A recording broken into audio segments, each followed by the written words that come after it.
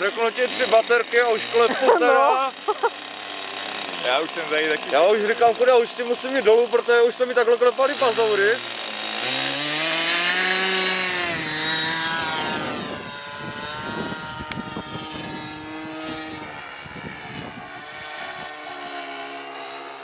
Dobrý, slunko je za mrakem.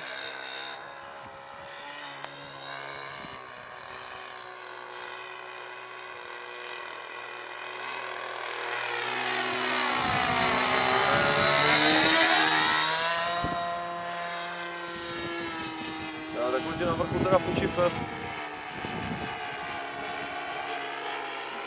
Už vidím, jak to s tím hází. O to se divím, že ten vrtulník, já jsem vlastně lítal tak. Takže mě foukalo vlastně do něj. No, to byl si pěkně drtý věk.